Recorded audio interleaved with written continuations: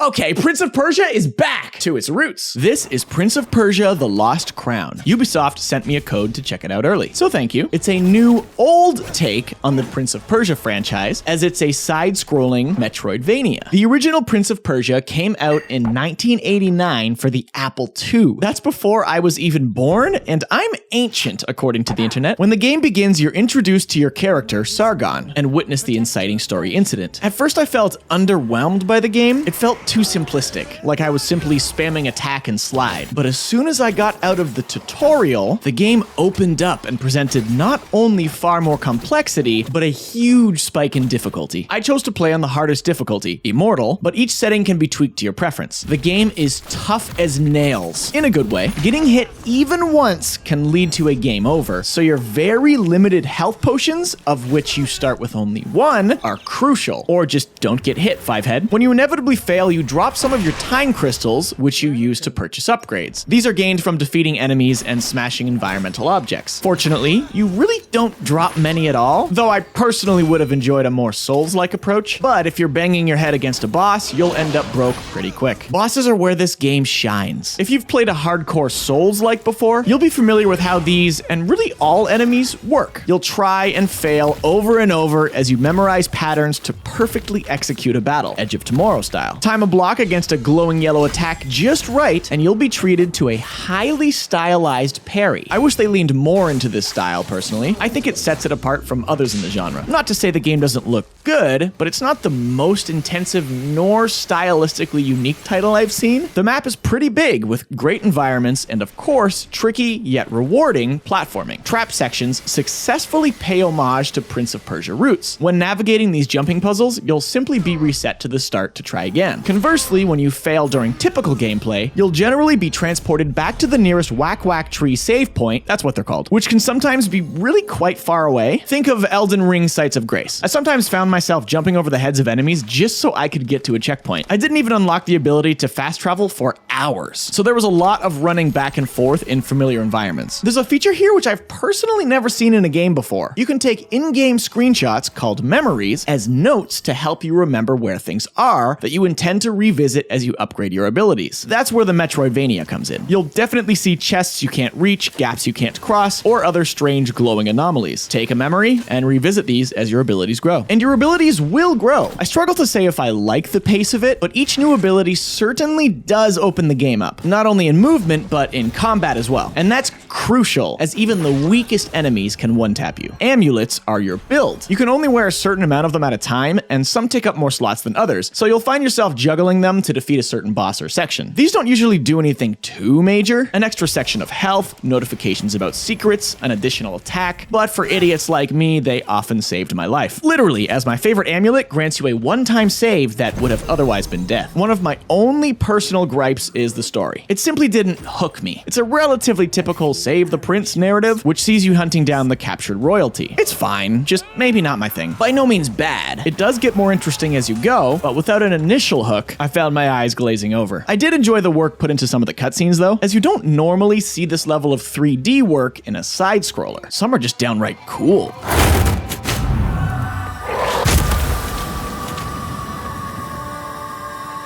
Your life ends here. You've got to give Prince of Persia a little time to hook you, but once it does, it's hard to put down. Prince of Persia: The Lost Crown officially releases January 18th, or you can pay extra for the deluxe edition and play early access January 15th. Let me know in the comments, is this your type of game? Be sure to like and subscribe if you dug this, and thanks for watching.